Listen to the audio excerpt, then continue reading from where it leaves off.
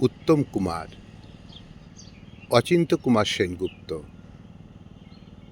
কোন সে পুরুষোত্তম, যার কৃপায় তুমি আজ পুরুষোত্তম? রূপে, গুণে, বয়নে, নয়নে, চলনে, আচরণে, শিল্প নৈপুণ্যে, বাক্যলাবণ্যে, সমস্ত মুদ্রায়, চেষ্টায়, প্রকাশে, বিলাসে তুমি আজ লোককান্ত, সকলের রূপরতন। তুমি কি জানো কার করুণার তুমি উচ্ছ্বলিত প্রতিচ্ছবি? কোন মাধুর্য সাম্রাজ্যের তুমি একচ্ছত্র সম্রাট? যেমন ক্ষুদ্র শিশির বিন্দুর মধ্যে সমগ্র আকাশের বিশ্রাম, তেমনি তোমার সমস্ত নাট্য মুহূর্তে বিশ্বনাটের বিরাট কটাক্ষটি ধরা, যার সঙ্গে চকিত সাক্ষাতের অজস্র আলোতে তোমার আনন্দে জাগরণ, আনন্দে বিহল, আনন্দে অবস্থিতি, যিনি সমস্ত বর্ণলিপিতেও অবর্ণনীয়, তারই অক্ষয় সাক্ষাৎ তোমার মুখের ওই হাসি। শত দুঃখে, বিঘ্ন নৈরাশ্যে, বৈমুখ্যেও যা অস্ত যায় না, যা ফুল ঝরে গেলেও সৌরভের স্বীকৃতির মতো লেগে থাকে, বিচিত্র বহুরূপে তুমি সেই একই স্বরূপের উদ্ঘাটন।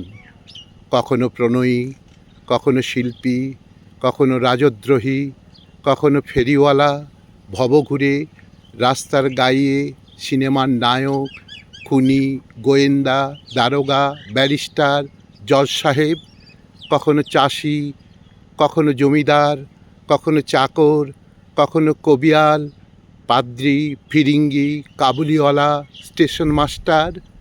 চলেছ অসার তাসের ঘর থেকে সুদূর দুর্গম মরুতীর্থে, সমস্ত প্রয়াসকে প্রসাদের থালার নৈবেদ্যে রূপান্তরিত করে রূপং দেহি, জয়ং দেহি, যশো দেহি, দিশো জহি। তোমার রূপ তাই তার রূপ, তোমার জয় তাই তার জয়, তোমার যশ তাই তার খ্যাতি, তোমার শত্রু নিধনের অর্থ বিশ্বময়, তারই মিত্রতার প্রতিষ্ঠা। তাই তোমাকে দেখবার জন্য যখন জনতা উদ্বেল হয়ে ওঠে, গাড়ি ঘোড়া ট্রাম বাস বন্ধ করে দেয়, পথে অবরোধ সৃষ্টি করে, ভেবো না তারা কোনো মুহূর্তের খেলাওয়ালা অভিনেতাকে দেখতে চায়। তারা পরোক্ষ দেখতে চায় সেই মৃত্যুহীন মহান প্রণেতাকে, যার করুণায় তোমার সমস্ত কৃতিত্ব, যার করুণায় জ্যোতিতে তোমার কান্তি, কীর্তি, স্মৃতি, মেধা, তোমার সমস্ত রসানুভূতি, রসচেতনা। তারা দেখতে চায় সেই মধুমোত্তম পুরুষোত্তমকে, যার দানের তুমি অগাধ ভাণ্ডার, যার অমৃতের তুমি বার্তাবহ, যার তুমি উত্তম কুমার, যার তুমি উত্তম কুমার।